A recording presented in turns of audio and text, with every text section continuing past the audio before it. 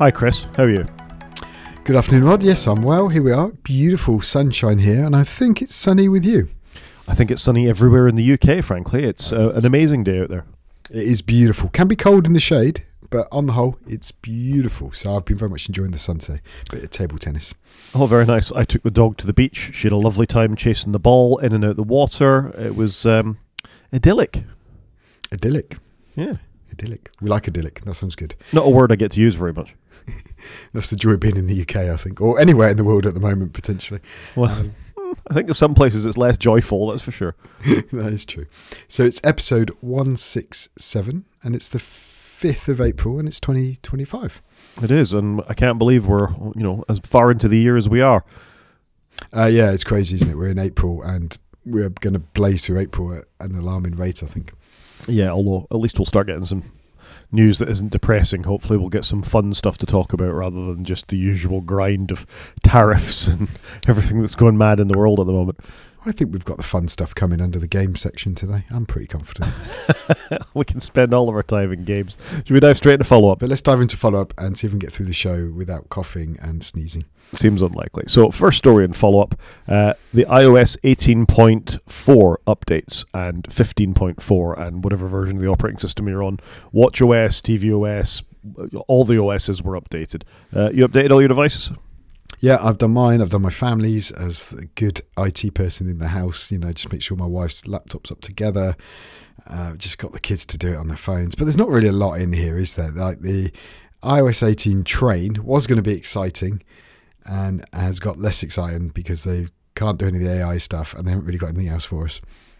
So I haven't updated all the devices because I got asked the question, if I update my phone, will our new Volvo car key stop working? And I said, I can't answer that. So one phone hasn't been updated. I mean, it shouldn't make any difference whatsoever, but you don't know how flaky Volvo software is. I think that once you've set up the car key, it's nothing to do with Volvo at that point, I think. But I could be wrong. I've had the car keys for years. I've updated every iOS and beta version. I had no problems. That's my experience, but your experience may differ. Your mileage may vary, as they say. Yeah, it'll update when it updates, and we'll talk about why that might be less of an issue as we sort of flip through the follow-up here. So yeah, updates out across the operating systems. The Mac across from me, I haven't updated either. It'll come in the fullness of time, but my devices are all up to date. And I got to say, other than a couple of bugs that I experienced, I think it's just meh, isn't it? Yeah, there's nothing really in it. For me, in my car, I get one extra one column of icons extra on the car in my BMW, and that's it. That's the only thing I've noticed. Yeah, I haven't noticed very much, I got to say. Even the thing is, I don't even use Apple Mail, so like as a Mac user, one of the major things we got from 15.4 is the organized the inbox organization that the iOS has had. And it's rubbish, and people don't understand it. And do you know what? I've actually turned that off for a lot of people who've shown me their phone and gone, I can't find my email. Where's it gone? And I'm like, just tap the dots, list view, job done. And a lot of people don't like that view, and I think they've made it easier to switch back now. Yeah, well, it seems like this is the story of iOS 18, really. You think people didn't like photos, they want to get back to how that was. They don't like mail, they want to get back how that was. I don't like Apple Intelligence, I've switched that off. So this has not been the most successful version of the software, I don't think. I would probably turn off Apple Intelligence if I could keep the animation. I don't think having a swanky blue animation is worth it, frankly. The old Siri animation, let's face it, Siri is thick. It's the Emperor's New Clothes is what this is. You're just dressing it up in a different thing to get the same result. But I like it. It makes me smile when I see it. It's meh. I used to like it. I don't miss it having switched it off. Seriously, give yourself a chance and switch it off and see if you really miss it. Yeah, that's fair. Maybe I should do that. Okay, I might take a look. I think I have turned it off on my Mac. It's just on my phone. I like it and in CarPlay. I don't have Siri enabled in any way on my Mac. Why would you? Why would you? What benefits does it? It's quicker to do it without. I mean, at some point we should probably talk about the shuffling of the Apple executives and the Siri team. They got rid of someone and they brought in someone else. Yeah, I don't think you'll miss it, the animation particularly, if you switch it off, so we'll see how that goes. Should we talk about a couple of things that the updates brought pain points for people? Which I must confess I've not had any pain. So I'm just going to put that out there. But yeah, let's go through the pain points. So this I did see immediately. I don't have automatic updates turned on my phone or on my Mac. I like to be in control of that, mostly because I'm all over it. And the second an update drops, pretty much I know to go and get it, and I can install it in my own time. This switched on for me on my phone and my Mac. I had automatic updates automatically turn on me, and I don't agree. I don't like it. I was just real-time follow-up. I was just turning off Apple Intelligence, so I've done it, and I will try it all out. I have mine all turned on, but I'm normally on it quicker than it kicks in. So what do I think about it? I think in some ways this is good, because often I touch families' phones and they're not set to auto-update, or they don't seem to be getting the updates. But I kind of agree it shouldn't change something without you wanting it. It's fine. I think if it came out the box with it switched on, or whenever I originally installed my iPhone, I've lost track now over the last time I did a fresh update, and I said, no, I want this on, or I left it on, fine, I'd have no issue with it. But it should respect the settings that you've already got set, no matter what the setting is. Agreed. I would definitely agree with that. It should respect the settings. That is 100% the right thing to do. And on my Mac, it also turned back on Apple Intelligence, which I really didn't like. It should maybe prompt you and go, we noticed you haven't got your phone set to auto-update. We think you should do it. That I could get behind, but automatically changing it, I'm not a fan of. Yeah, I don't think you should do this to anybody. People who have gone into the settings to switch things off generally have a reason for it, as with Apple Intelligence, as with this. So it's a bit presumptive of Apple to do it. Agreed.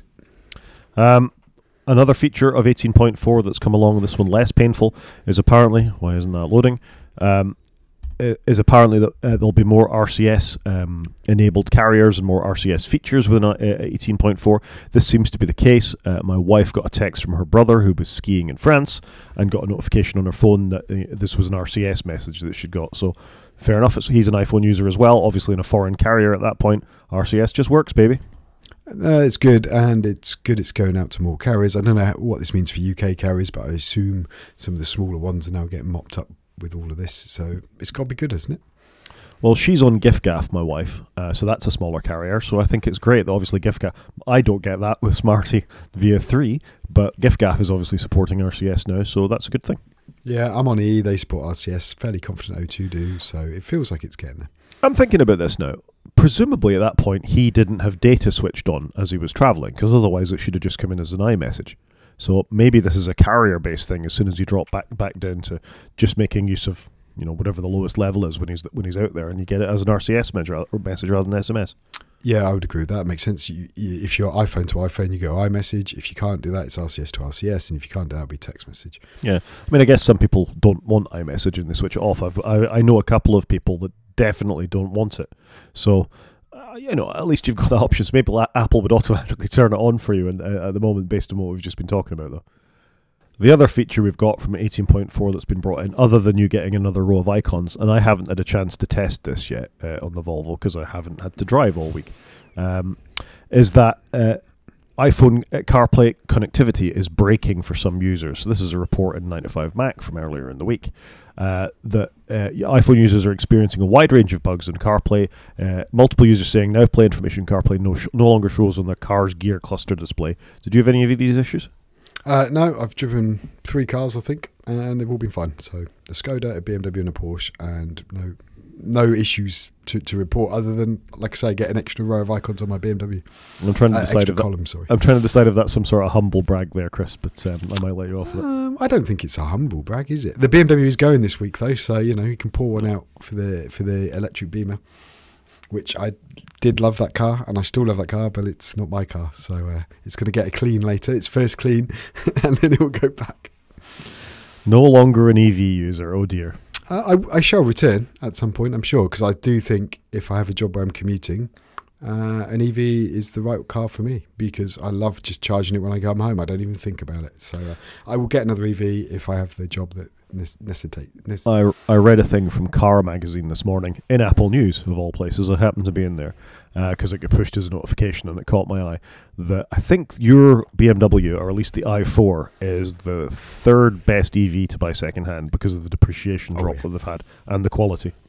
It did go through my head, should I offer to buy it off the company, because it's approximately half the value of what it was when it was bought brand new, and that's 3 years old. Yeah, bit of a depreciation problem. Moving on, we're talking about Microsoft a little bit more later on, and I apologise to YouTube viewer users. I have no idea why Safari is failing to load a tab when I drag it in between my windows here, but there we are. Microsoft, we talked about something like this in the past, I'm sure. This is a thin client box for Windows devices.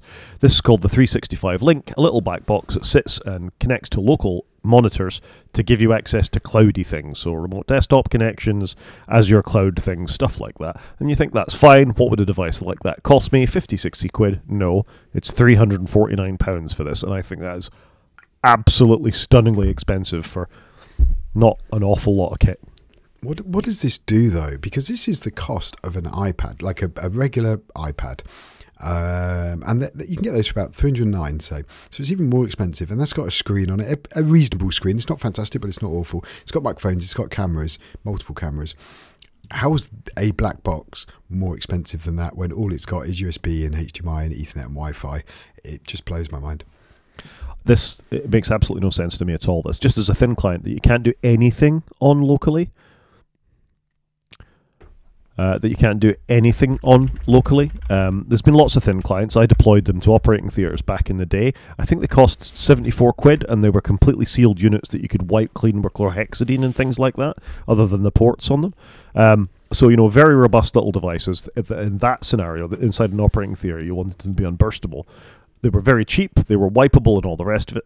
And you could actually, if you really wanted to, run a very, very minimal Linux install on them if you did want something local. This doesn't even give you that ability and doesn't have the ability to wipe clean. In the Register article, they say you can pick up a Dell thin client for less, £287, so that's a reasonable saving. And I'm just going to put in here if my... It does make the Mac Mini look incredibly cheap, though, doesn't it? The Mac Mini is £600. It's a couple £100 more than this, and you get a whole computer, which is pretty well spec'd. Or go to Amazon or something similar, and for 189 quid, you can have, an Intel small computing device with twin HDMI outputs and an Ethernet for 1 gig and all the rest of it, built-in sound card, and that's a full computer. This genuinely baffles me as to why you would buy this Microsoft thin client. Unless it's super easy to manage and maintain, maybe for enterprises. It seems bonkers, though. It's just too much money. But you can see companies buying these, and this is your only way of working, and you must be in the office to use it. You can see us going back 5 years and dragging people in the office. It's just somebody who has drunk all of the Microsoft Kool-Aid. That's all I can see about this. I think the idea is good. It's just completely the wrong price point. It is. A company that will never get Apple's price points at any sort of cost is Epic. Epic have a long-going fight with Apple about this, and the CEO of Epic, Tim Sweeney, has called Apple a gangster company because of the way it sort of invades markets and the way it behaves, sort of very mobster-like behaviour. There is long-standing beef between Epic and Apple, going back to when they dropped the developer accounts, and actually but starting before that when they tried to introduce their V-Bucks currency inside of Fortnite, not subject to Apple's in-app payment rules. So we know there's bad blood there. I don't particularly like either company in this scenario, but I find it hard to argue with them, given all the stuff we've talked about with Apple recently, that Apple isn't behaving like as a mobster. Shame if something happened to your nice little software company there, isn't it? Yeah, basically Epic CEO is saying that Apple and Google are gangster companies in that they're seeing what they can get away with until they get caught, and I think that's quite an interesting look of it. I don't like any of these companies like from this angle, by the way, but I don't disagree with this statement. I think he's right. They are all trying to get away with stuff until regulation forces them otherwise, and we've spoken about it for months, if not years, at this point. At length, and I don't think if Epic were in the same position it would do anything different, really. If it had the dominant market share, I think capitalism's got a capitalist. But as of somebody pushing against the bounds of the app stores, Google's and Apple's, it's hard to argue with them. I completely agree, and shareholders want their returns and their revenue, don't they? So this is always going to win. Yeah, although we're seeing capitalism break in real time at the moment, I think, so we shall see. I think it's broken. Yeah, I mean, maybe another day it'd be interesting to go through sort of the generations of economic theory that are being pushed out here. Apparently, and I didn't know a lot about this either, the previous economic model we were living in was the neoliberal one, brought about by Reagan and Thatcher in 1977. And this is the first time we've had a change in that since 1977. And that model, the prior to neoliberalism came about from 1946, just after the Second World War. So this is only the third iteration of capitalism we're about to sort of go through, as pushed forward by an American agenda. So interesting. Yeah, and you know obviously far more about it than I do by the sounds of it. So I work at a university. I learn things by osmosis. Fair play. Speaking of working at a university, 75% of US scientists who answered Nature's poll, Nature being a big journal that publishes very high impact science, are considering leaving the United States to go to Canada and to other places. And frankly, that's got to be horrifying for a country that's been as scientifically progressive as the United States. Let's face it, the computers that we use, a lot of the science that we have, and all the rest of it, we have them thanks to lots of technology and scientists, and that has been born by the USA and shared by the USA and published in journals like Nature and all the rest of it. And the brain drain is very real. If you think we're only in, what, day 77 of the Trump presidency? Yeah, it feels like he's been president for years at this point. And obviously it's his second term, but there was a gap in the middle, but it doesn't feel like it. No. I'd be very concerned about this, that, 75% of scientists wanting to leave your country, that's horrendous. It's not good, is it? And you need this for the future. Like, I don't know, it feels very here and now with everything they're doing on the markets and what have you, but you need to think longer. You want your president to be thinking longer term. I mean, it's interesting if you think you've got companies like Tesla, which need literal rocket scientists, and Tesla, who need chemists and physicists and all the rest of it to get the most out of their batteries. You need software engineers. You need the people to have written the papers, to publish that in order for you to build that amazing engineering that all this is based on. And if you get rid of that top level, then very, very quickly afterwards, the people below that are going to go away. Particularly, they've gone to other countries. So that economic might and scientific might and engineering might the United States has had for such a long period of time really is in danger at this point. It's all very well bringing back basic manufacturing jobs and drilling oil wells and all the rest of it, but you're losing the top of that actually can maximize the production that your country is pushing out. Unless they're expecting companies to do all their own funding and it all then becomes even private. And look, I'm probably speaking out of turn. This is not a world I know a huge amount about, but it feels like that's where they're going, that the government aren't going to fund this anymore. Well, definitely. They're not going to fund health services. They're not going to fund science. They're not going to fund universities. What are they going to fund? Billionaires. Trump's third term. I think before we say too much, let's move on. Should we do some news? Yeah, let's move on. Do some news. Do you want to tell us about Gmail's end-to-end encryption? So I did read this article. This was quite interesting. So Gmail can do end-to-end encryption, but it sounds, as a user, you think, oh, great, I just turn that on and off we go. Not quite. You need your own certificate server. So it's more aimed at small organisations. So if I were to send you an encrypted email, I need it turned on. My organisation would need this encryption server that when I then email you, I'll send you a copy of the key. You then need to authenticate against my network, in essence, or my company, so that you can then read my email. But once you've authenticated once, you can save that, obviously, and you don't need to set up an account again. So it does make sense. I've seen this before with Microsoft. So it's good in one way, but obviously how many companies are going to want to set up accounts with every company they deal with? It doesn't feel like a great way of working, but it does kind of make sense what they're doing. And I guess if you are working maybe with a legal company and they're handling all your legal stuff, and you're using Google as your email client, as your email platform, that you'd have that agreement with them. We're going to email you and it's going to be encrypted, but you need to set up an account with us to receive and read the email, even though it's crossing domains, if that makes sense. So you're going from company A's domain to company B's domain. You at company B would need an account with company A. I mean, this is just how PGP and end-to-end encryption works, really. Yep. There's not much you can do about it. No. It's good that they offer the feature. There are obviously providers like ProtonMail and others that do this in a slightly more seamless way, where they do have more built-in end-to-end encryption. And of course, it doesn't really matter anymore. Even if you're planning attacks on other nations, you can just use an end-to-end encrypted thing like Signal, as long as you know everybody that's in the chat. So don't add a journalist by mistake. Well, yeah, the journalist probably forced his way in there, Chris. Come on. I think your OPSEC is probably only as good as the people that are making use of it. It's all very well having end-to-end encrypted email services, but you CC in one person who's not part of that chain, and out your email goes. So all of these things need to be considered, really. you and I think, are very positive on higher security, end-to-end encryption, doing all the right things that you can to preserve your privacy for whatever reason. And I think this is good that Google offer the option, but as you say, it's probably not for everybody. It's definitely not for everybody, but it makes sense if you're an organisation using it and you're sending a lot of documents to another organisation that you rely on heavily, but you're not going to want to do this for every email. But also, Gmail reads all your email, so it can advertise to you better. So, underneath it all, you've got to think about that too. I see if you've got a business account, it reads them less, but I don't know. Maybe you have to buy multiple tiers to do that. Possibly, but how can you trust them to do that? I know a couple of universities in the UK switched over lock, stock and barrel to having their university emails hosted and all their services hosted on Gmail. And in a similar way to Microsoft, I'm sure there are assurances that, well, we'll read less of your stuff, but they can't promise they'll not read all of your stuff. Yeah, I could quite believe it. Moving on, and this is a story we've sort of touched on already, is that Trump's tariffs are now in effect. They are 25% for automakers and steel. They are 35%, I think I want to say, to China from America, and sort of 10% for the UK, 25% for the EU. But we're already seeing the impact of that hit tech shares. And I don't know about you, I've only got a very small share portfolio. It's taken this massive dive over the last couple of days.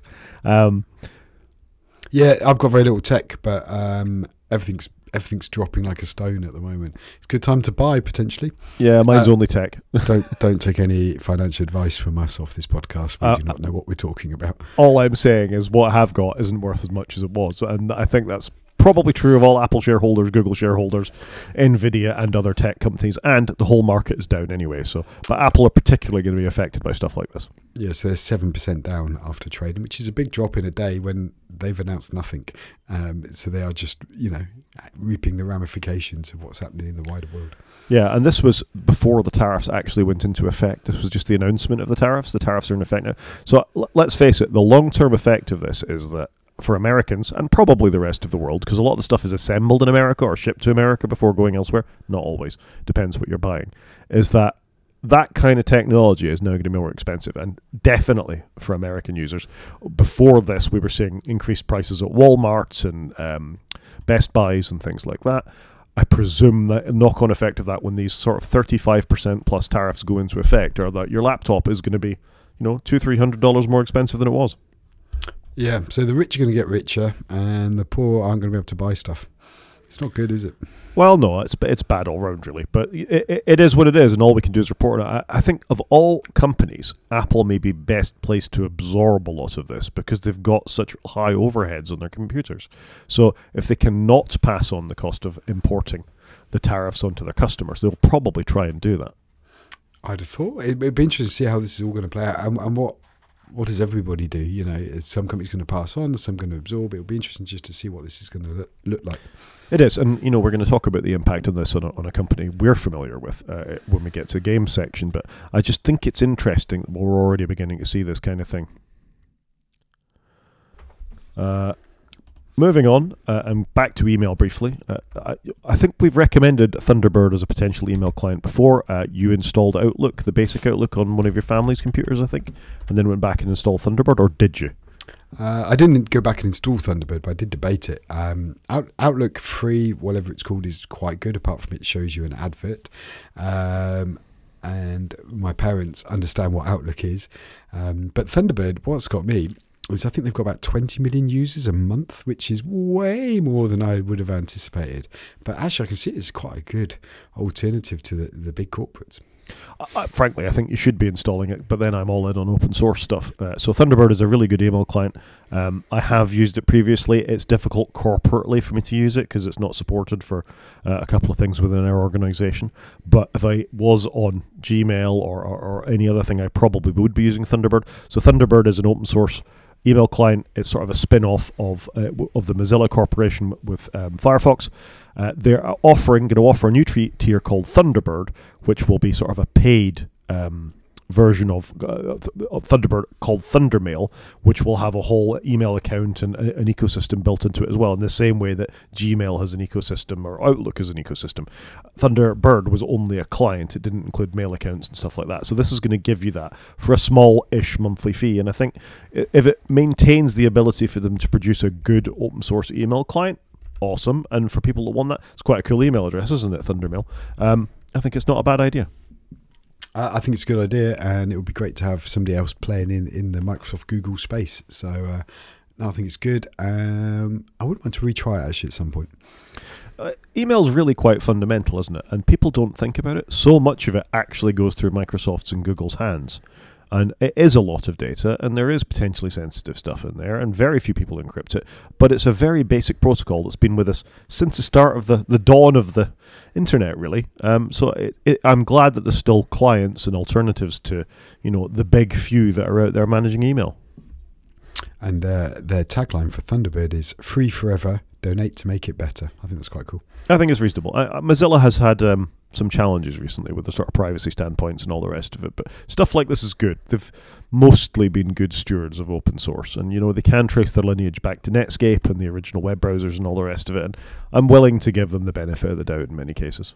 Yep, no, I'd agree with that. Moving on, and a consequence of, unfortunately, American policy again, is there is an open source, open genetic repository of data. So if you have your genome profiled or any part of your genetics profiled, you get what's called a SNP.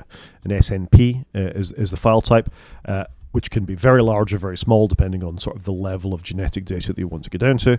Obviously, it's quite expensive and complicated to do that and host it. A genome is large. If you're going to have a big one anyway, it consumes a lot of data. It's very complex. You need specialized ways to analyze them. But there was an open version of that called OpenSNP, where a bunch of these things where people who'd been in 23andMe and volunteered to upload their genomes to it, you could download them and make use of it in order to sort of do some learning or test against other genomes that you'd been collecting as a researcher. So this is an amazing resource that they're shutting down because they're worried about their threat to privacy in the wake of the 23andMe implosion. I don't know what to say on this one. It's just the way the world's going, isn't it? 23andMe, is obviously they filed for bankruptcy, and this is obviously a knock-on effect. It's a shame, isn't it? Because what could we have learned from this? But obviously, with all the researchers in America not wanting to be there anymore, this going away, it's not good for future researchers in these things. No, I mean, the point of research, the point of science is you do something reproducible. To be able to do reproducible things, you need lots of data to work with it and prove that the theory that you've developed on your data holds true on other data. That's part of what reproducible science is, what you do. So having a resource like this to test if we had genetic data on people with multiple sclerosis in my enterprise at work, this could potentially be a way to see if there was something we'd seen in our data inside of an open source data set. We could reproduce our work within that. And that's so important for science and for the world in general, because the discoveries that could be made from something like this, as you've hinted at, could be huge. And it's just a resource that the world is losing as a consequence of some fairly short-sighted, short-term economic work that's going on in the United States. And I just think it's a tragedy that these kinds of things are going away. I would concur with that statement. Something that's, I don't know, less of a tragedy, but probably not surprising in the way the world is going, is Apple has had criticism for excessive pop-ups that let users reject tracking. So this was a problem the French government thought with excessive tracking for Ask Not to Track, app tracking transparency inside of Apple, when they brought that in, and Facebook got very upset about it a couple of years ago. This feels a bit excessive, this fine, actually. Yeah, it does feel... It does feel a little excessive, but maybe Apple needs a few excessive fines to get them to toe the line rather than their continual pushing of the line. So tell us about LLM providers on the cusp of extinction. So Gartner, the company we all know and love, is saying that LLM providers are on the cusp of extinction, which is interesting because of all the costs of building products, and it's a very competitive market. So it's going to be interesting to see how this plays out. Because of all the spending going in, I think they're struggling. Companies are struggling to get into this, aren't they? It's such an expensive get in at the moment because the people already in that market are already doing it, and they're obviously consuming a huge amount of, I'm going to say electricity, but power to do this. You need such big models. And so it's going to be interesting to see where this goes. Obviously, we recently had that Chinese one that came out of nowhere. So there could be companies like that in the background that are doing it stealth and working their way in. But I wonder whether we can see more more form of this AI tech in smaller data sets rather than try and do everything data set. I wonder if that's where we're going to end up. Yeah, DeepSeek, wasn't it? Who Thank you. tried to do it with smaller amounts of hardware. This is it. There's a lot of them. You know, there's Claude, there's Anthropic, there's OpenAI, there's Google Gemini, there's all the other little ones we don't know about. If you go on Hugging Face, which is sort of the open source repository of where these things are from, there are so many models. Llama as well. So many models are there being run in data centers for a variety of things that it's not a surprise, really. I'll bring up Hugging Face. I've never heard of Hugging Face. If you ever want to install local models on your machine, you go to Hugging Face.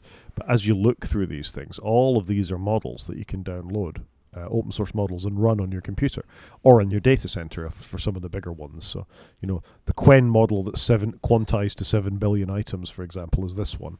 Wow. That probably won't run on your average computer. So the idea is you pick one that will run on your computer or on your particular graphics card or something like that.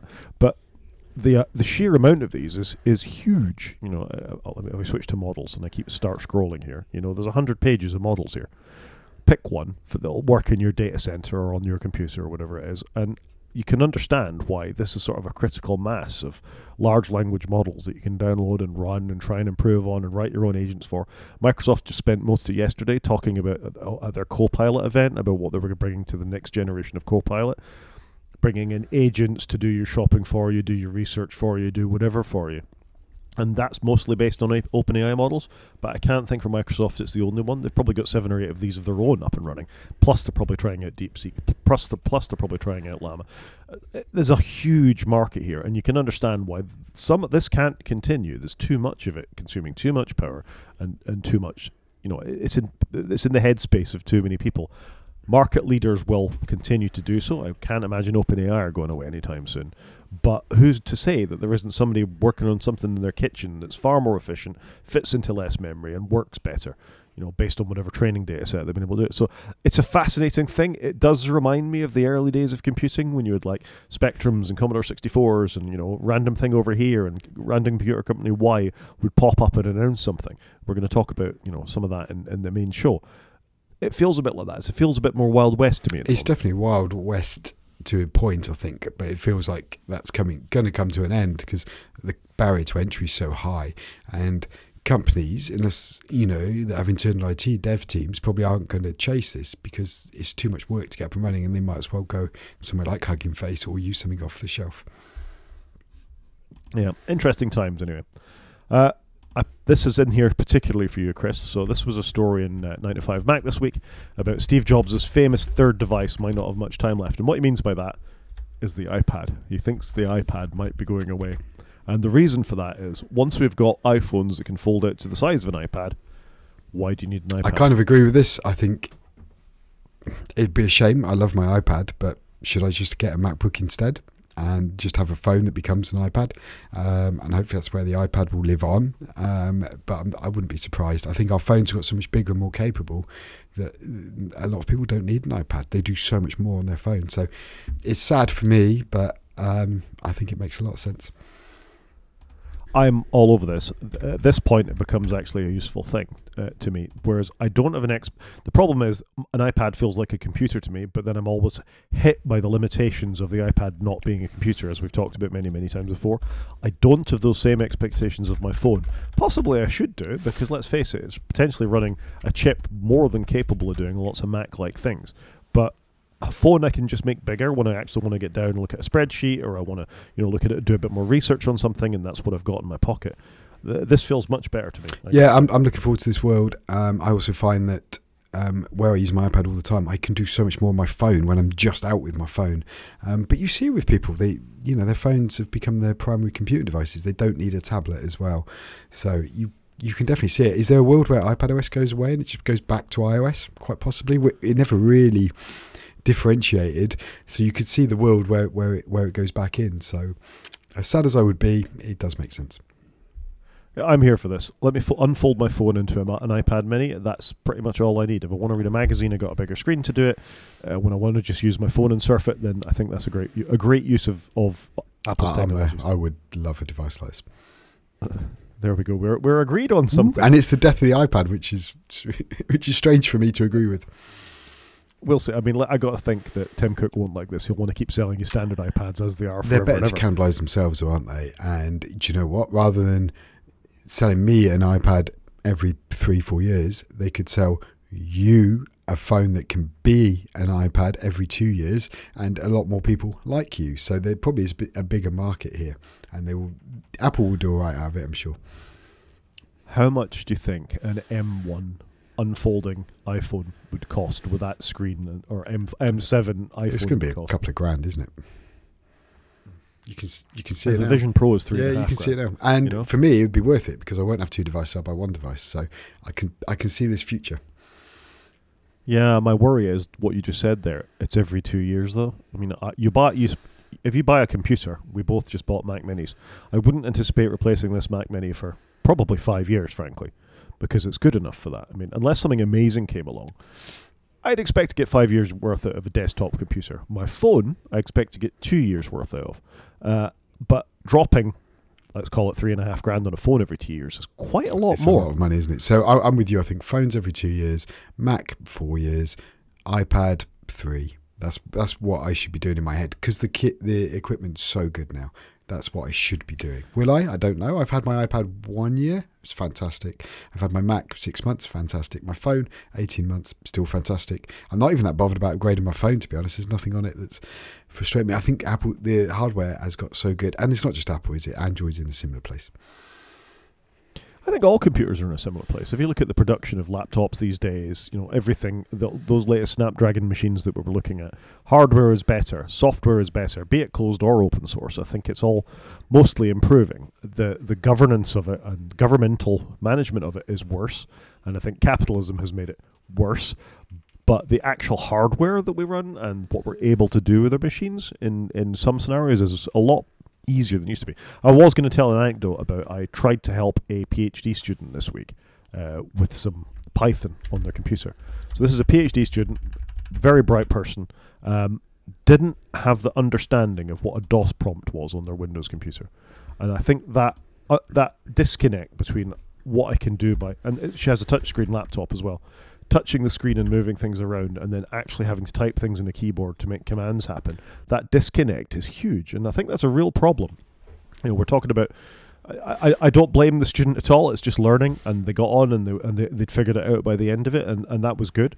But that initial disconnect about how I do things and the tactile, this is an icon that I've got to drag and it opens a dedicated app to do the thing I want to do. It's all done for me. I just manipulate it, as opposed to, no, you need to sequence the actions to make this happen. It's quite foreign for a couple of generations behind us. And it does worry me slightly. I know I've talked about it with my children before, that there is a disconnect between the way I see a computer and you see a computer and what they see as a computer because of smartphones. It'll be even worse for your children, I think, that there is definitely something that there's a quantum leap missing between what the iPad and the iPhone have done to people these days versus what we view for a computer. Completely agree with you. It's become a lot more commoditized, hasn't it? A lot more easier to interact with, to do what would have been something quite complicated. Look at editing a video.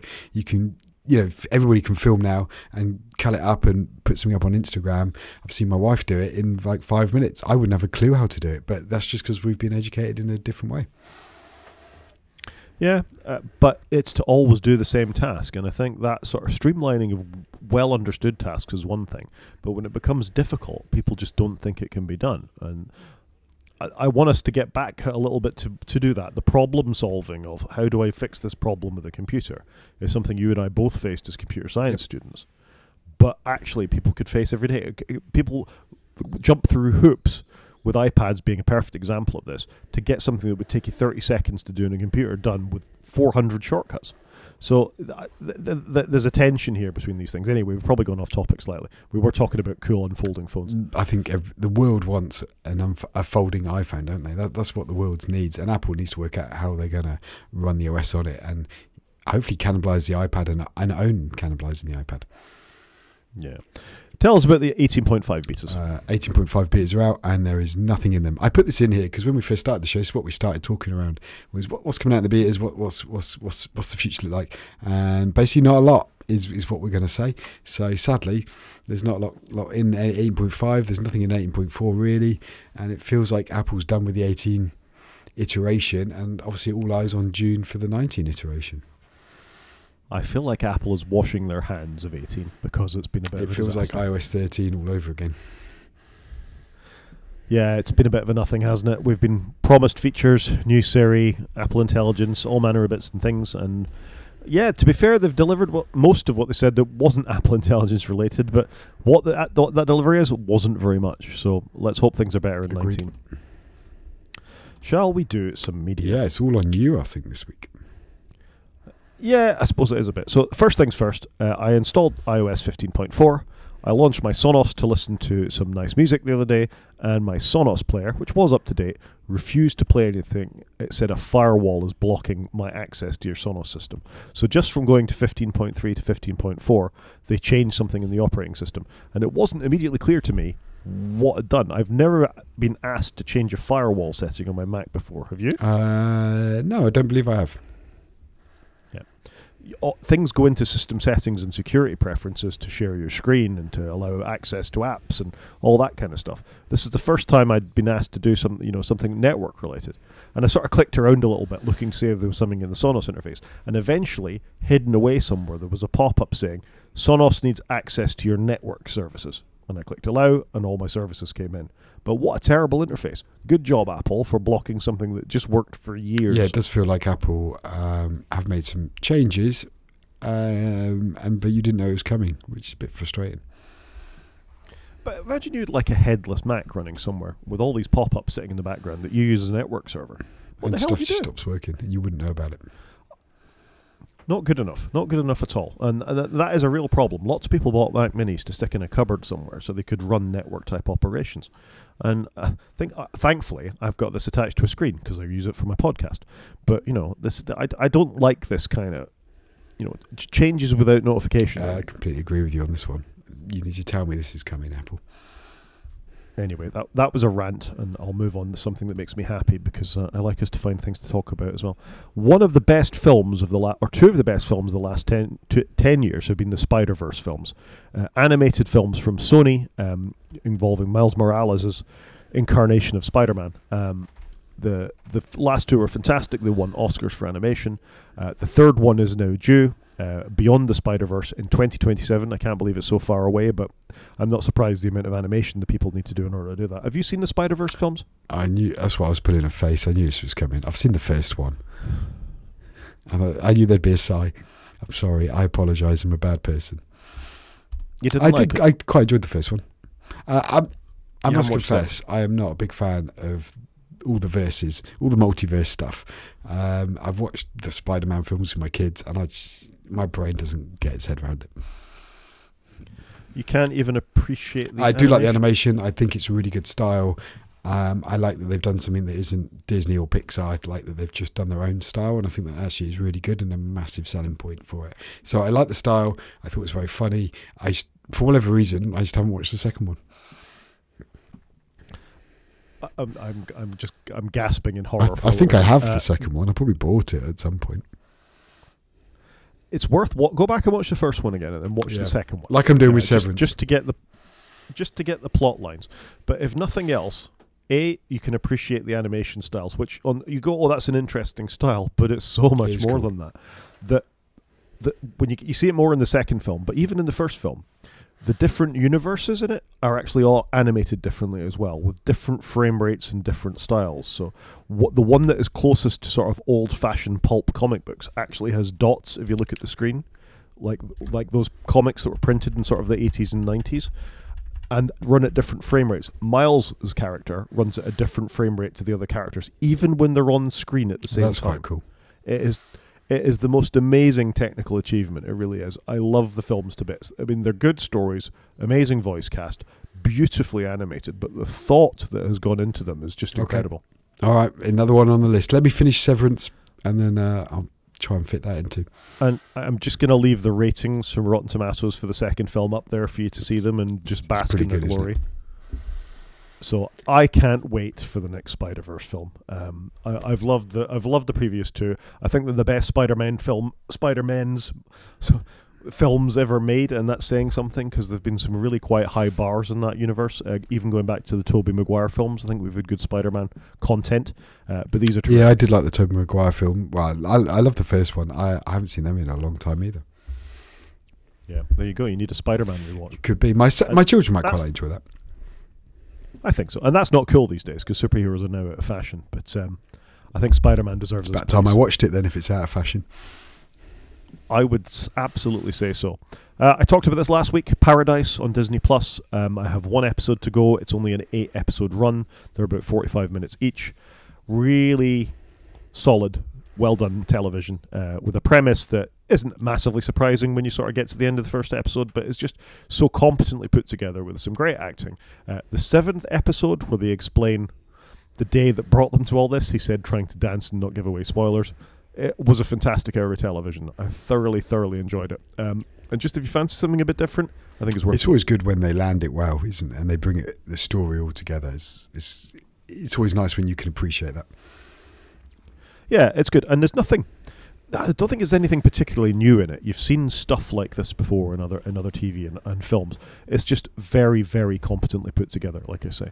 So I'd check it out. If you've got, you're 45 minutes, you're looking for something to watch, make sure you make it to the end of the first episode. But I think there's enough mystery there to pull you through, and then it's just extremely well executed from that point on. So yeah, Paradise, check it out. And it's free on Disney Plus. Well, if you subscribe to Disney Plus, it's free. Which I do at the minute, so I might have to partake. Well, last week you said you'd watched The Studio. I think you said you made it through the first episode but didn't particularly enjoy the experience. I went and I had a go. Is that a fair summary? You've absolutely nailed it. You're now going to tell me how wrong I am. That's what I was waiting for. I don't know that I am. So I've watched 2 episodes of The Studio, and I will watch the 3rd one. And it's one of those things, I see it for what it is, which is it's a very clever, well done thing. It's beautifully filmed. It's well acted. The scripting is very tight. I appreciate the humour while not laughing very much at it. So I like everything about it, but it leaves me a bit empty, I think, is my sort of reaction. Yeah, I was a bit disappointed because I wanted it to be good. I quite like Seth Rogen. I really loved him in Dumb Money. I just didn't appreciate all the long camera shots, and I just wasn't enjoying it. I thought there's better TV I could be watching, and that's why I didn't continue with it. So I didn't notice this so much in the first episode, but the second episode is a one-take thing, and so like 1917, the film is allegedly a one-take. This is a true one-take from beginning to end. That is actually a one-take about filming a one-take. So it's very meta, and it's very, very well done.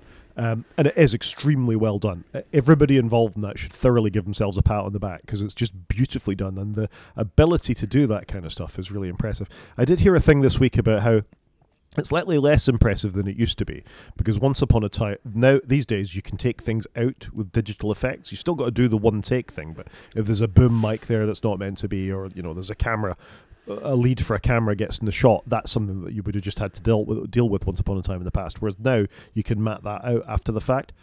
It's incredibly well done, and again, it's like a piece of artwork. I can look at art and think, yes, that's art.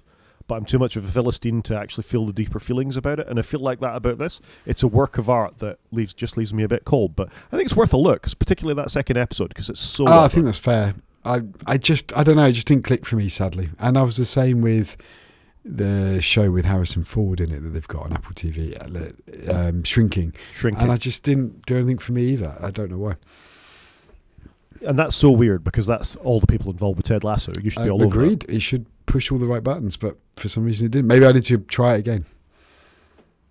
I didn't like it either. And again, I appreciated it, but thought, I'm not laughing, therefore I've got better things to be doing in my time.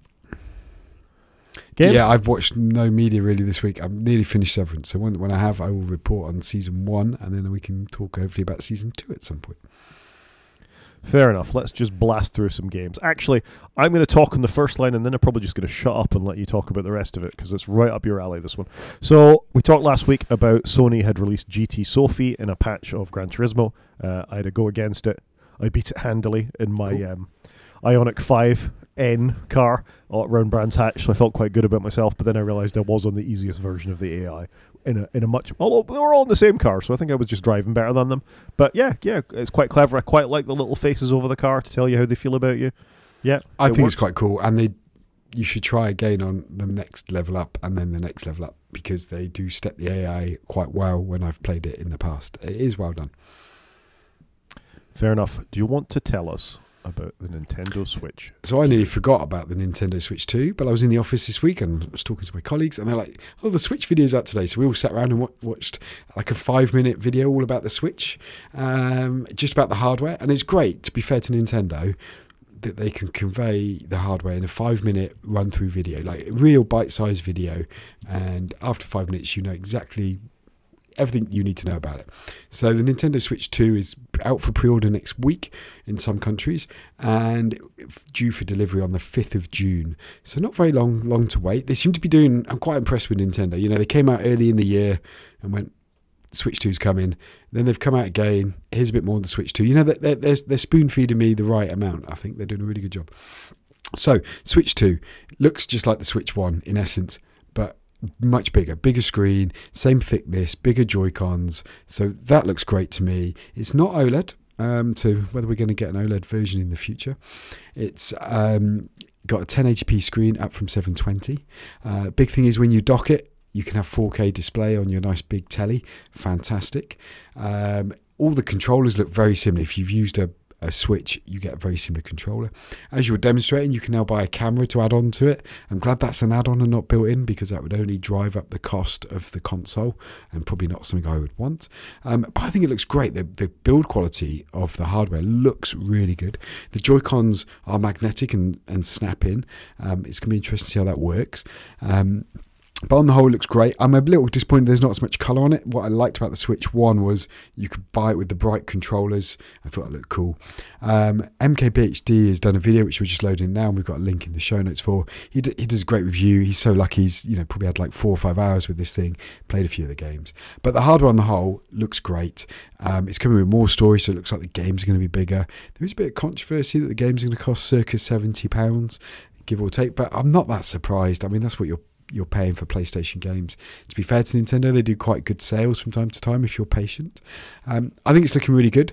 The interface looks very similar to the Switch, so people will be able to pick up and run with it. I think they've taken what they already had and they've just carried on the formula. It seems like they've addressed all the minor issues, and it looks like they're going to have a major hit on their hand. It's a little more expensive, so it's going to come in at $450 rather than the $300 that the original Switch came in at. I tell a lie, it's coming in at $395, but that's without a game. You're going to buy it with Mario Kart, so you can spend the full $30. But let's talk Mario Kart World. So the game everybody wants is Mario Kart World. We've not had a new Mario Kart since the Wii U, and that one got repurposed for the Switch, and that's Mario Kart 8 Deluxe. And so we're going to get Mario Kart World, which looks amazing. You can have up to 24 cars on it. It's been optimized for the Switch 2. It just looks awesome, and I can't wait to play it with my kids. So I really want one. I want to be able to pre-order one next week. But to pre-order one, I think you need to have a Nintendo account. You need to sign up for their emails. You need to have played on your Switch. But they don't really tell you, I don't know when you meant to have played on your Switch. So it's going to be interesting to see that.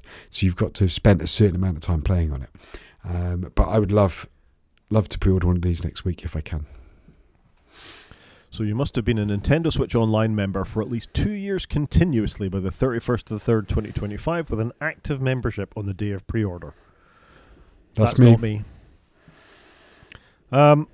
Yeah, I think this is interesting. I mean, fair enough, they've jacked the price up a little bit. It's a slightly better console. It's got 120 hertz screens, so you can appreciate the frame rate of things a little bit better.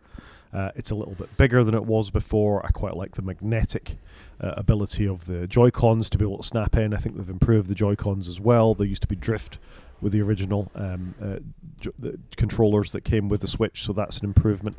I guess deal with the price first.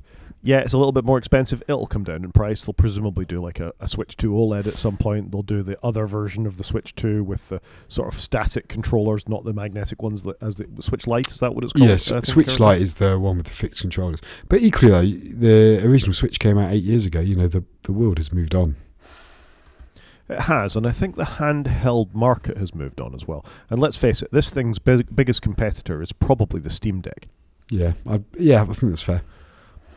And for a certain person, a Steam Deck is always going to be better. You can get a Steam Deck with an OLED screen, but if you think of what Valve put on sale compared to what Nintendo put on sale, that's going to be all over them. They can bring their library with them and they get on with it. Now, what Valve don't have, unless you get into the salty seas and you turn your Steam Deck into a Switch, which could be done, is they don't have Nintendo games. So what you buy a Nintendo console for is for Mario Kart and Donkey Kong and Zelda and those first platform exclusives that come with it. And I'm glad to see that with this hardware announcement came a fairly chunky software announcement. There is going to be a new Mario Kart. You are going to be able to play your Switch games on there. There is going to be new content for this thing going forward.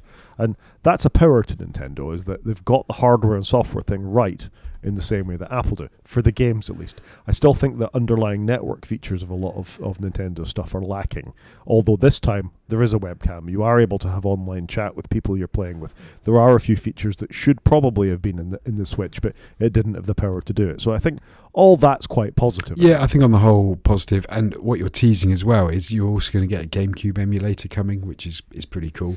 And you can buy a controller there for about £60. So it'd be great to get GameCube games. I think, to be fair to Nintendo, they've done a great job of bringing their back catalogue if you sign up for the £20 a year online service, which is a great price. You can get all these emulators for free, in essence, rolled into that. So I'm really looking forward to it. I think they've nailed it. I think they've taken a great product, they've iterated on it. It is an iteration, and I think it's going to be really good. I definitely want one, and I'd love to play Mario Kart with my kids on it. That would be an instant win for us. I think it's less risk-taking than some previous Nintendo consoles. I think the Wii was a big risk. I think the GameCube was probably a big risk back in its day. The Wii U wasn't, and it failed The horribly. Wii U was a bit risky. They didn't have any games for it. You had this massive tablet thing and a console, and it just didn't work, did it? For whatever reason, it didn't work. After the massive success of the Wii, they then nailed it with the Switch, and they've taken a long time to bring this Switch 2 out for what is a very iterative update, but I don't know. I think it looks good, and maybe the Switch 1 went on too long, but the Switch 2 is coming, and I think it looks like they've got it right to me. Yeah, there's some good stuff. I mean, my biggest reservation about this really is the price. I think the console is a little on the pricey side for what's mostly a child's console or a younger person's console. And let's face it, I've seen people traveling with Switches. I've seen kids with Switches and all the rest of it. It's quite a lot. And if you've got to buy Mario Kart 3 or 4 times for your family, that's really quite a lot. If it's 80 quid a cartridge. So there's a few things that do give me pause, but Nintendo has always been expensive, and inflation is what it is. Yeah, and as a parent, I think you might think twice about giving one of these to your kids that they're going to hold, they're going to chuck it around. You know what I mean? It's a lot of money for a child not to look after, because children generally don't look after things.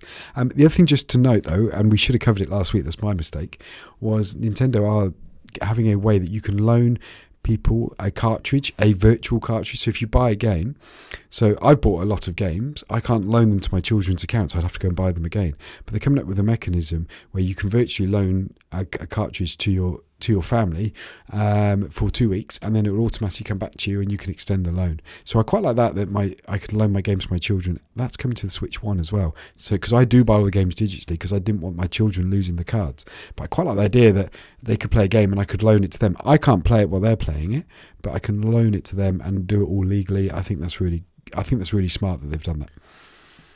Yeah, the other thing that's smart is they've updated the amount of storage that's inside the console. So I think the original one had 32 gigs, and now it's up to 256, I think. So unsurprisingly, 8 years later, you get more storage.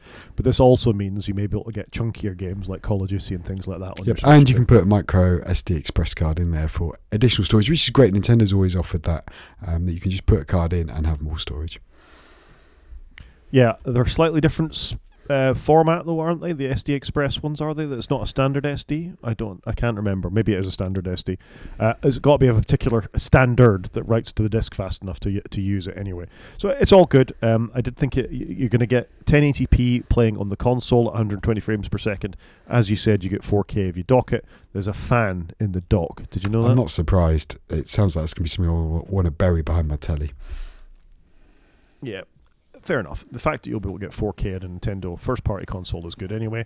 I'm excited. I want to see what the situation is going to be like for those of us that can't pre-order them. I want to know if I can. Am I going to be able to pre-order it? I think I tick the boxes, but have I played enough hours? It doesn't really say what I need to be doing. So it's going to be interesting to see. Yep. And then just to finish this story off, is as Chris has alluded to already, that Switch 2 pre-orders are at threat because of this Trump tariff problem. So it's not just Apple that are going to be facing this. A Japanese company like Nintendo is also going to be facing potential, what did we say, 25% at least tariffs to import things into the United States? Which is huge, which is a huge cost on an already expensive device. So, yeah, it's going to be interesting to see how this all plays out. It absolutely is. Two quick stories just to finish off on. First one is also Nintendo related. We have talked about the Delta emulator a couple of times. It's a really well done emulator for your iPhone. I keep meaning to look to see if you can get an Apple TV, actually. I don't know if you can get Delta on Apple TV, but that would be a really cool use of your Apple TV with a paired PlayStation 3 It would controller. be cool, but would the graphics look good stretched on a 65-inch telly? Well, how high is the resolution of an iPhone compared to a Yeah, that's a fair point, actually. Riley and the people at Delta do a pretty good job of making these look good. Anyway, somehow they've managed to reverse engineer online multiplayer for Nintendo DS games, which is just incredible. The fact they brought this out. So, yeah, you can now do multiplayer DS games on an emulator, which doesn't cost a lot of money. It's fantastic, isn't it? What a feat of engineering. Yeah, absolutely tremendous. There was no such thing as online Nintendo NES games, for those of you who remember. I still don't play online games now. That is true.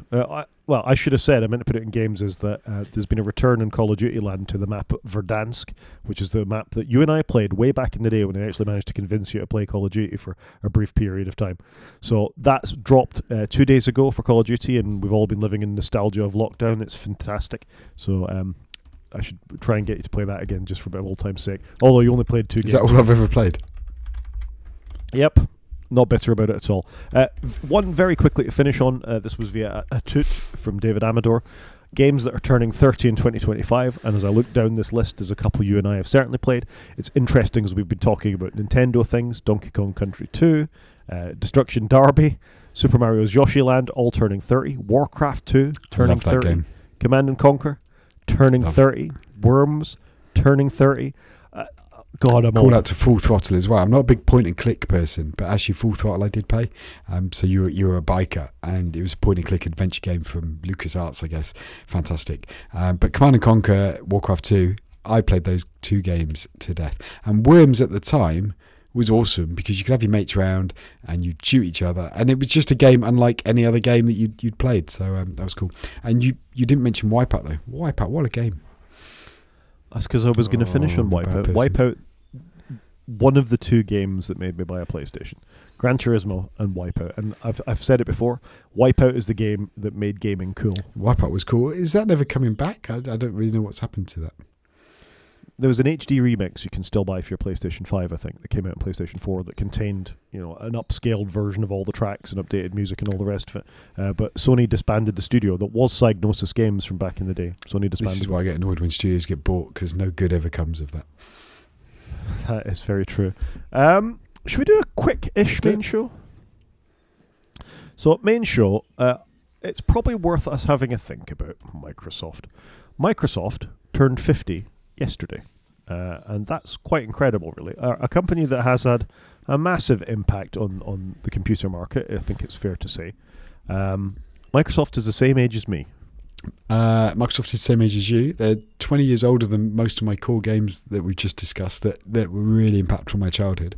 It's amazing they're 50. It feels like they've been around forever, but only 50 years. I'm actually reading Bill Gates' autobiography at the moment called Source Code, and it's quite interesting listening to his very humble beginnings in life before he was about to become one of the richest men with one of the most well-known companies in the world. Just how he started out in life. It's super interesting.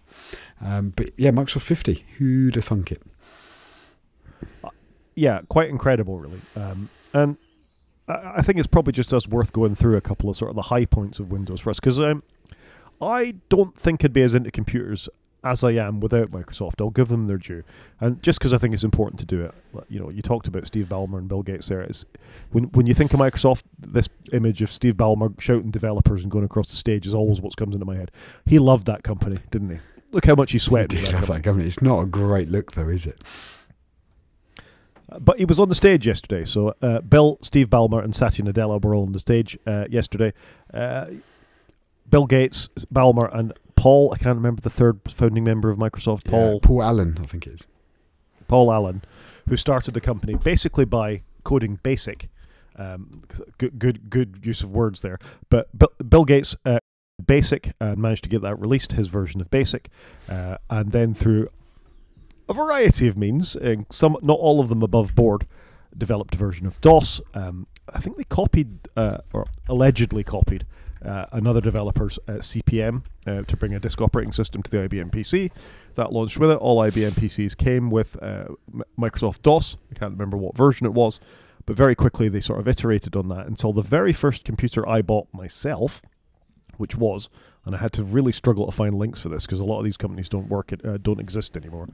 I bought an Opus 386-33, and I want to say about 1988. Does that feel about right for a 386? No, that you're too. I would say you're too late. In '95, we were all playing on 486s. 1988. Conquer. Did I? 1988. You said 88. 88. Yes, that sounds good. Sorry, apologies. I thought you said 98. Yeah, well, whatever I did, the podcast will show me right. 1988. I think I bought a 386-33. So I found this advert from Personal Computer World in 1987 talking about Opus Technology PC2. I didn't buy a PC2, but it certainly looked a bit like that. It had a 5 1/4 inch disc, it had a 3.5 inch disc, had a big monolithic keyboard.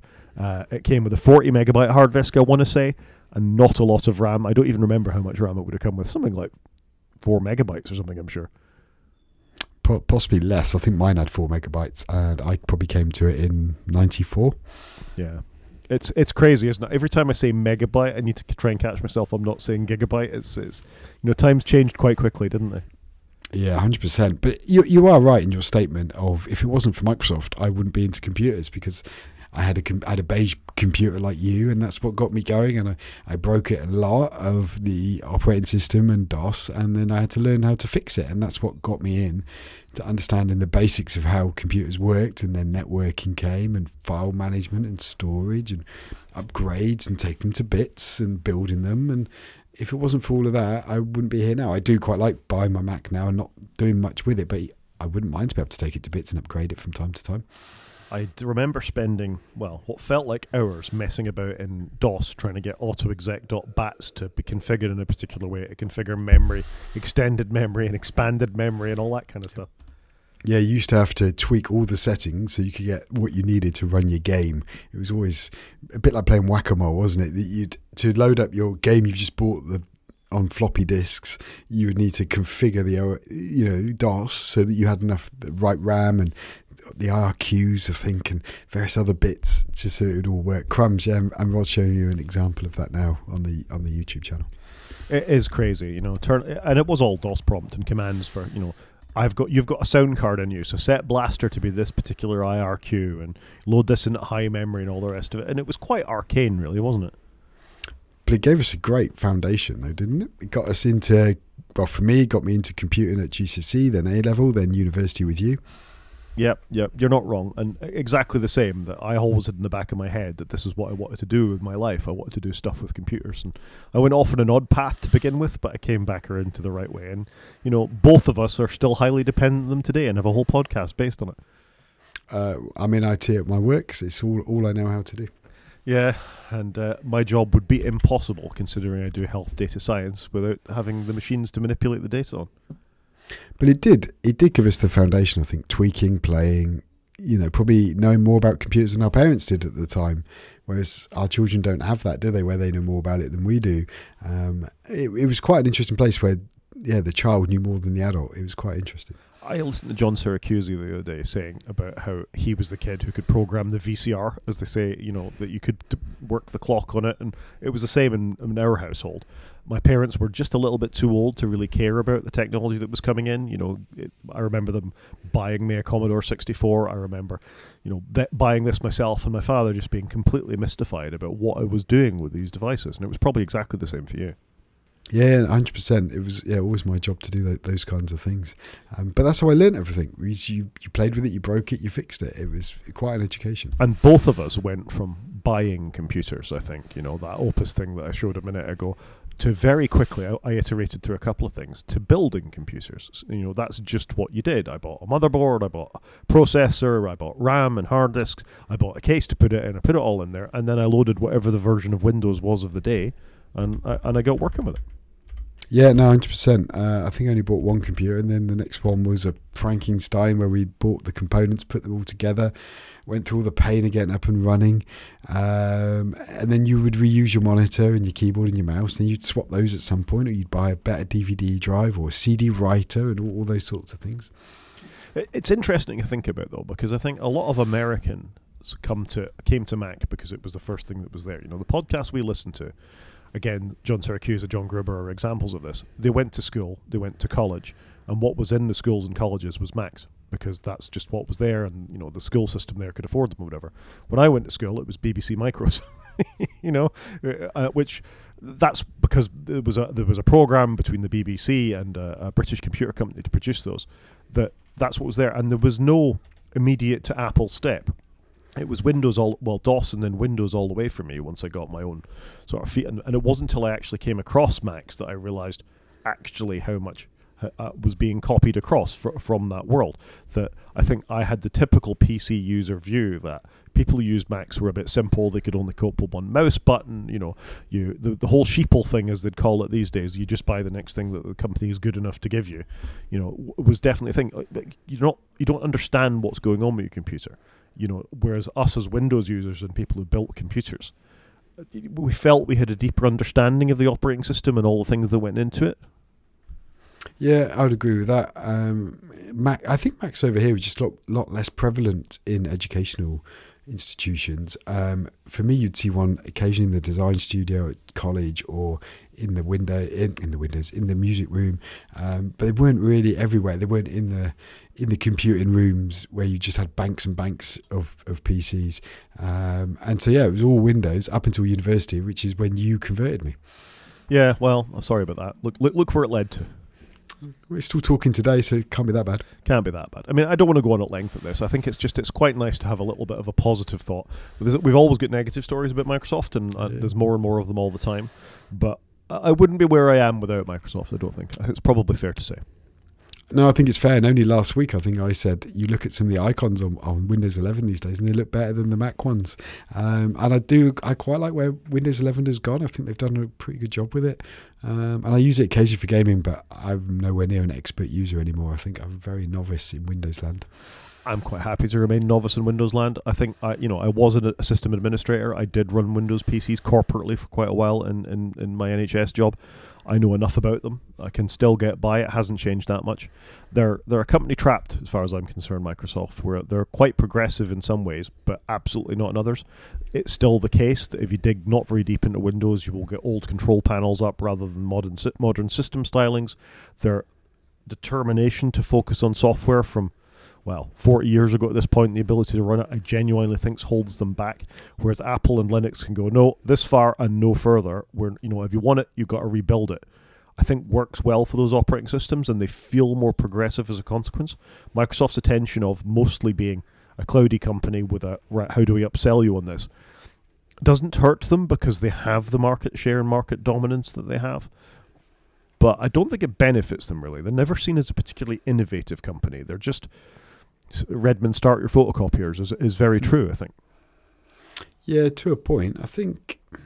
I guess they're so big, aren't they? They're not just Windows, they're Office, they're all the AI piece, they're all the server stuff. They are doing great stuff in the Azure stack. I guess Windows is not that, like you say, revolutionary or innovative, but it is a good OS, and it's very solid these days. Yeah, but also advertising that's in there and trying to upsell you Office 365 and sell you OneDrive, and Apple aren't exempt from this either. You get the same sort of operating system advertising within there as well, which is, again, I think wistfully I'm being pushed away from Windows in the same way that I went to Mac. I don't like the direction that they're taking, and there's a bunch of stories this week that I did put in because I was trying to be positive about Microsoft. I'm going to leave it on the thought that I think in many ways, for individuals like you and I, there have been a force for, if not good, then certainly a force for change. That, the early days of the computer revolution, they did something. I think they're very, very clever businessmen. And if I say nothing else about Bill Gates and Ballmer and the people that started it, and Satya Nadella is an excellent engineer, I think, I see where they were going. They've maximized the value for their shareholders up to the nth degree, and they continue to push along with good enough. I wouldn't say it's great. I'd say it's good enough. And where it's not good enough, they go and they buy a company, and or they'll invest in some tech from OpenAI or something to sort of stay on the cusp of that wave. I genuinely don't think they're a particularly innovative company, though. Yeah, I think that's fair. They are a business, though, aren't they? And they're doing a very good job of it. They're healthier today than what they were 50 years ago.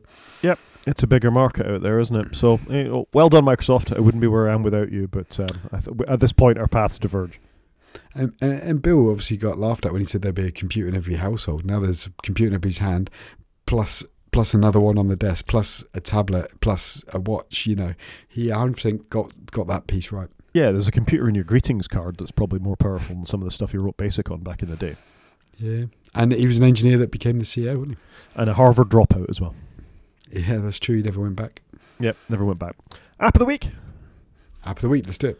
App of the week this week is called Sonophone. It is a little replacement for the Sonos app on your iPhone or your iPad.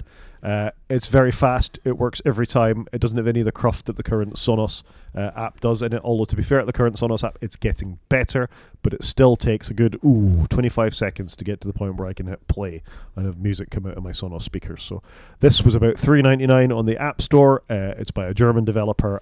If you're struggling a little bit with the current iteration of the Sonos app, check out Sonophone. That's quite cool, and fair play to them for getting an app out there in the current climate. Yeah. Thing of the week. Thing of the week. I've gone for a scoreboard this week. So I play a lot of ping pong with my son, and we had a paper scoreboard thing, and I've just bought this one. And it's quite cool. It's just got some buttons on the top. It charges by USB-C, which is obviously something I always go for. But it's great, and it's just quite a cool thing. It was 30 odd quid, but we use it all the time. There you go. Cool. Why do Amazon do this? Why do they put this little apply 6% voucher thing halfway down the page? And you have to tick it to get 6% off. I have no idea. Why not just tick the button for us, Amazon? I don't know. I assume there's a reason for it. But anyway, I would recommend it. It's quite cool. There you go. I think we can call that a show, Chris. It's a show. So if anyone wants to get in contact, Rod is at g5maniac@mastodon.scot, or he's on Blue Sky at g5maniac.bsky.social. I'm on Mastodon at _CJP at mastodon.social. You can watch on YouTube by going to the website and click on the YouTube link, or drop us an email at wakefromsleep@protonmail.com. Talk to you next week, Chris. Cheers, Rod.